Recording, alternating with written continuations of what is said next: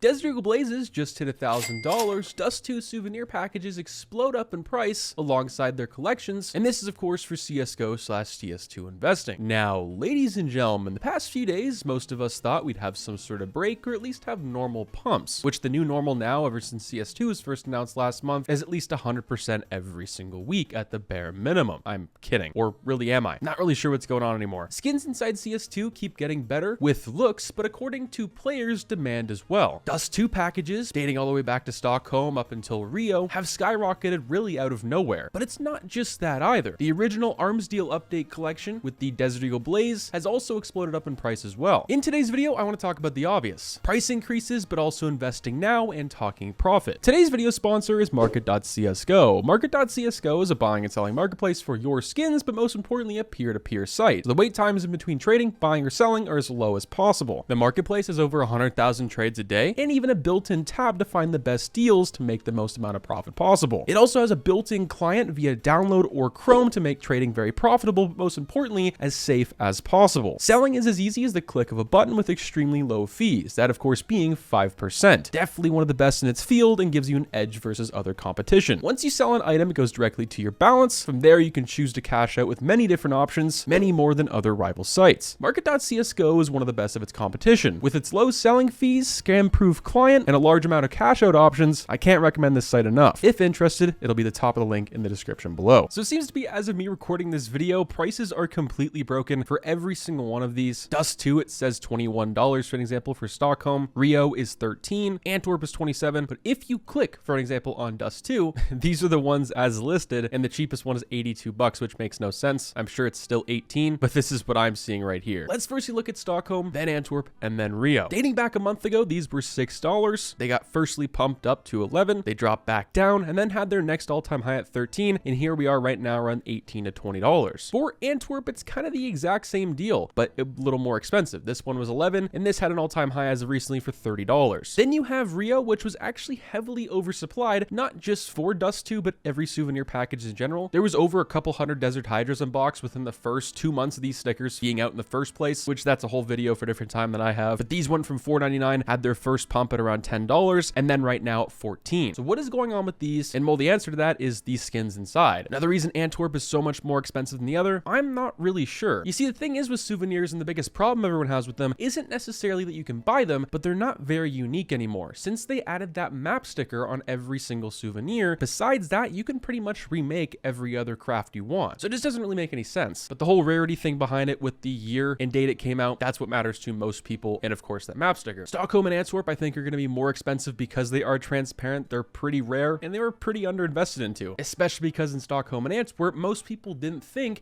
that Dust 2 was going to be removed. Dust 2 was pulled, but you could still buy these in the shop for almost a month, which pretty much everyone and their mom's dog bought them. This was the RMR of souvenir packages, at least in modern day. Now, where things get a little interesting is the skins, and we'll talk about buying and selling, and of course investing later on. Now, the SSG-08, otherwise known as the Scout Deathstrike, is in this packet. Now, this base form has gone up quite a bit, which I believe has led people to get the souvenir version, or at least want that. These price increases for me are just absolutely absurd. I understand the demands there, but these are pumps just like we've never seen before. And I'm talking even with the release of CS2, as we'll see in today's video. So this base version went from $200 in the field tested, which this a few months back was around $100 to $150. This had its first pump at $400, and now it's sitting at $650 on a place like Buff. So on a third-party site in North America and Europe, you're gonna be looking at least $750, maybe to $1,000. Steam Market, same deal. Souvenirs haven't gone up too much. They were $50, now they're $80. That's still a big price increase though. Now for the gold Arabesque, I'm gonna be looking at these souvenirs as well. This had a significant price increase, which is I believe the main reason people are led to want to open these, but also invest into them. These haven't gotten heavily buffed inside CS2. Yes, they do look better than CSGO, but that's just any other skin. These have went from around $1,800 just a little under a month ago to now not $1,000, not $2,000, not $2,500, but $5,600. And the factory new souvenir is closing in at around 20 grand, which this is just absolutely absurd. And I'm not the only one who thinks this either. Pretty much everyone in the CS trading community, investing scene, and just space on Twitter thinks the exact same way. Yes, there is demand, there's more players, but these prices don't really make any sense. And then you go to the original Dust collection that came with the Arms Deal 2 update in 2013. And well, if you need a refresher with what these look like, these came out August 14th, 2013. You had the Desert Eagle Blaze, you had the Glock 18 Brass, the P2000 Scorpion, the Op Snake camo, and some really OG skins I feel like just a lot of people have forgotten about. The Blaze has gone from $500, and during Operation Riptide, which I know at this point was almost 2 years ago, a little over that at this point, was around $290 to $300. Now its base price last month was $550. It's not $500, it's not $600, no, it's $1,000, and it doesn't seem to be stopping anytime soon. The minimal wear version is at $950, and before, when these were around both $500 to $550, there was only around a $10 to $15 difference, so over $75 for a difference with factory new versus minimal wear is pretty interesting. And a graph that makes me just cringe and really not want to look at is the op fade. For those of you who know, I bought an op fade a few weeks ago. I ended up selling it just a little over a week ago.